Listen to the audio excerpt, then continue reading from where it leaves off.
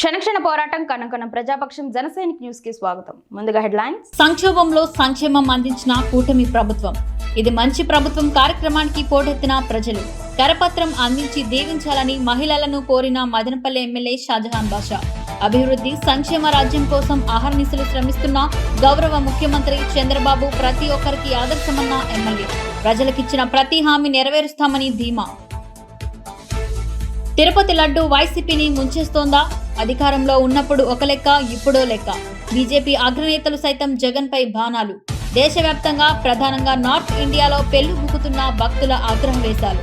నాటి జగన్ వ్యవహార శైలి హిందూ వ్యతిరేకిగా ముద్ర. జగన్ ప్రెస్ మీట్ పెట్టి వివరణ ఇచ్చినా సరైన వివరణ ఇవ్వలేకపోతున్న వైసీపీ నేతలు. అవును, వాళ్ళిద్దరూ రాజీ పడ్డారు. సత్యవేడు ఎమ్మెల్యే కోనేటి ఆదిమూలం రాసలీలల బాధితురాలు ఇద్దరు కేసు వెనక్కి. పిటిషన్లను డిస్పోజ్ చేసిన రాష్ట్ర హైకోర్టు. బాధితురాలితో ఎలా సెటిల్ చేసుకున్నారన్నది సస్పెన్స్. ఆదిమూలంపై పార్టీ సస్పెన్షన్ ఎత్తివేస్తుందా? ఇక డీటెయిల్స్ చూస్తే, సంక్షోభంలో సంక్షేమం అందించి అభివృద్ధికి రెక్కలు తొడిగిన కూటమి ప్రభుత్వం ఇది మంచి ప్రభుత్వ పేరుతో 100 రోజులు పూర్తి చేసుకున్న సందర్భంగా కరపత్రం విడుదల చేసిన శాసనసభ్యులు షాజహాన్ బాషా.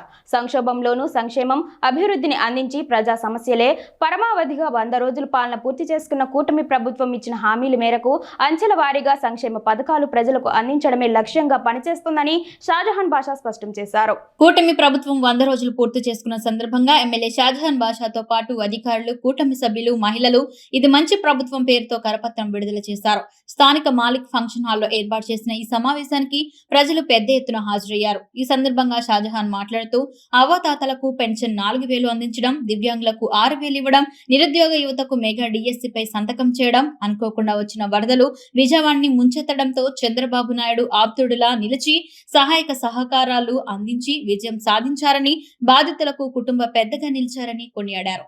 తీవ్ర విపత్కర పరిస్థితుల నుంచి ప్రజలను సురక్షిత ప్రాంతాలకు తరలించడంలో సఫలీకృతమయ్యారని, మునిగిన ఇంటికి 25,000 తక్షణ సహాయం అందించి వరద బాధితులకు ముఖ్యమంత్రి చంద్రబాబు నాయుడు ఆపద్బాంధవుడుగా నిలిచారని కీర్తించారు.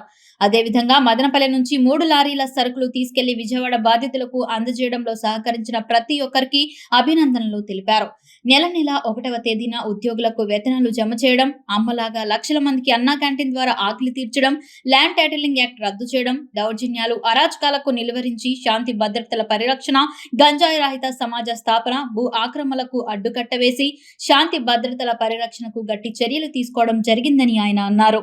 ఈ కార్యక్రమంలో municipal commissioner Pramila, MRO Kajabi, police అధికారులు, వివిధ శాఖలకు సంబంధించిన అధికారులతో పాటు టీడీపీ నాయకులు Nadella Vidyasagar, Baluswamy, Ratakonda Madhubabu, RJ Venkatesh, Katti Lakshmana, Vijay, Venkataramanareddy, Puli Mahalakshmi, Radha, Nagamani, TDP, BJP, Janasena శ్రేణులు, నాయకులు, కార్యకర్తలు, మహిళలు, అనుబంధ సంఘాలు పెద్ద ఎత్తున పాల్గొని ఈ కార్యక్రమాన్ని విజయవంతం చేశారు.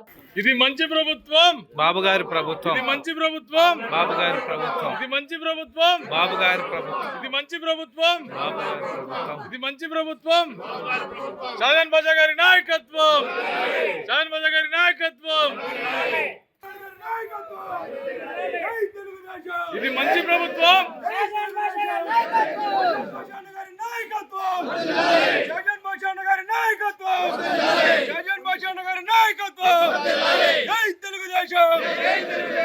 చంద్రబాబు నాయుడు గారి నాయకత్వం, లోకేష్ బాబు గారి నాయకత్వం.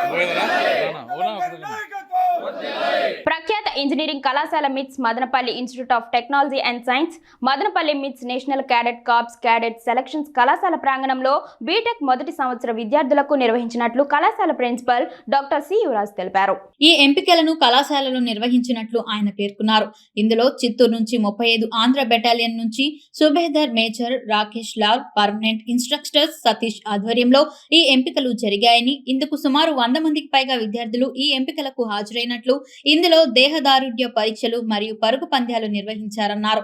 ఇందులో 47 మందిని ఎంపిక చేసినట్టు, ఇందులో 20 మంది బాలికలు, 27 మంది బాలురు ఉన్నట్లు ఆయన తెలిపారు. ప్రతిభ కనబర్చిన క్యాడెట్స్ ను కళాశాల corresponding doctor N Vijayabhaskar Chowdary, executive director Keerthi Nadella, principal doctor C Yuvaraj, NCC lieutenant doctor N Naveen Kumar అభినందనలు తెలియజేశారు.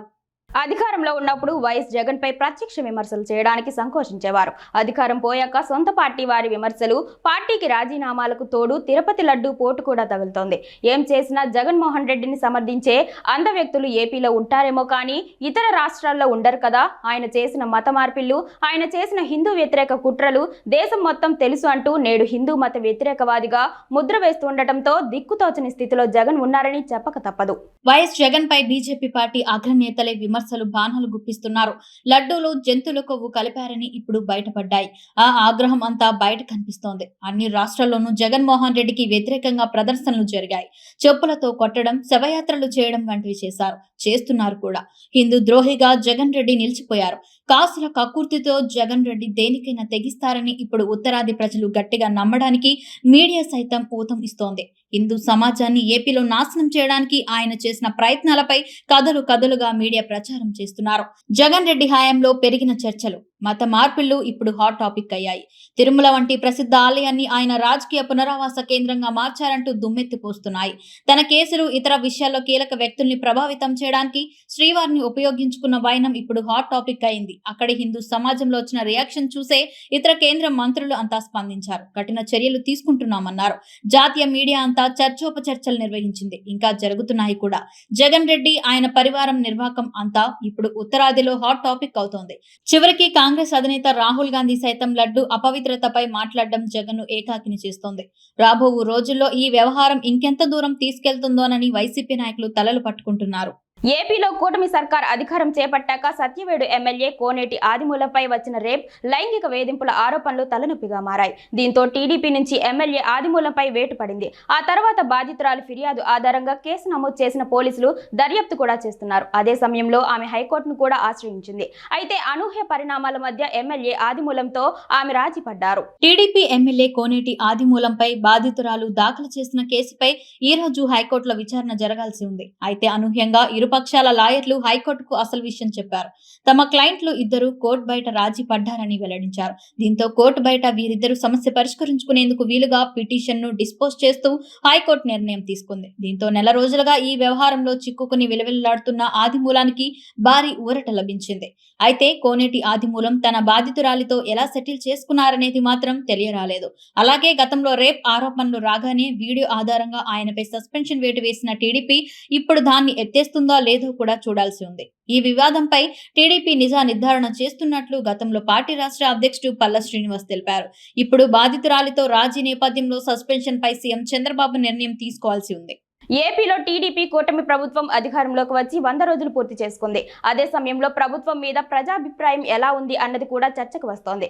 ముఖ్యమంత్రిగా చంద్రబాబుకు మంచి మార్కులే పడుతున్నాయి. ఇటీవల బెజవాడ వరదలు సంభవిస్తే ఏకంగా 10 రోజుల పాటు బాబు అక్కడే ఉండి తీసుకున్న చర్యలు, రెస్క్యూ ఆపరేషన్ మీద కూడా జనాలు అంతా బాబు ఈజ్ గ్రేట్ అంటున్నారు.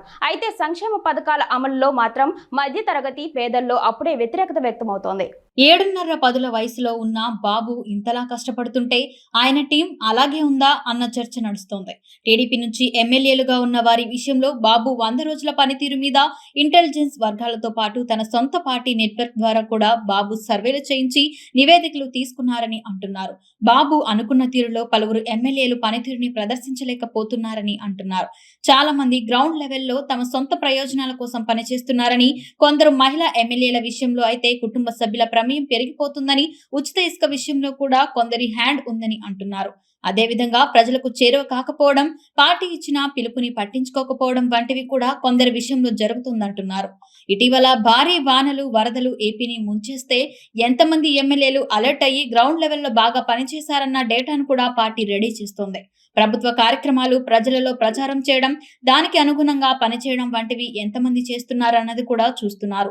అలాగే దందాలు, అవినీతి ఆరోపణలు ఎవరి మీద వస్తున్నాయన్నది కూడా పార్టీ నిశితంగా పరిశీలన చేస్తుంది. ఇలా బాబు వద్ద చాలా మంది సొంత పార్టీ ఎమ్మెల్యేల జాతకం పదిలంగా ఉంది. దాంతో వారి విషయంలో అన్ని ముగింపులు చేస్తున్నారు. 100 రోజుల పనితీరు మీద సమగ్రంగమైన నివేదికను బాబు సిద్ధం చేస్తున్నారు. ఒకవైపు తన కేబినెట్ లో ఉన్న 24 మంది మంత్రుల జాబితాను కూడా బాబు ముందేసుకుని వారి పనితీరుని లెక్క పెడుతున్నట్లు తెలుస్తోంది. ఏపీలో కూటమి ప్రభుత్వం పట్టుదలగా పనిచేస్తుందని, రాష్ట్రాన్ని ఒక గాడిన పెట్టేందుకు చూస్తుందని, అయితే ఆ స్ఫూర్తిని కొంతమంది సీరియస్ గా తీసుకోవడం లేదన్న అసంతృప్తి అయితే టీడీపీ అధినాయకత్వంలో ఉంది. మరి 100 రోజుల ప్రభుత్వ పాలన సందర్భంగా బాబు ప్రోగ్రెస్ రిపోర్టులు ఆయా ఎమ్మెల్యేలకు ఇచ్చి వారికి తగిన సూచనలతో వదిలేస్తారా లేక హెచ్చరికలు జారీ చేస్తారా అన్నది కూడా చూడాల్సి ఉంది. పదవి అంటే బాధ్యత అన్నది బాబు ఆలోచన.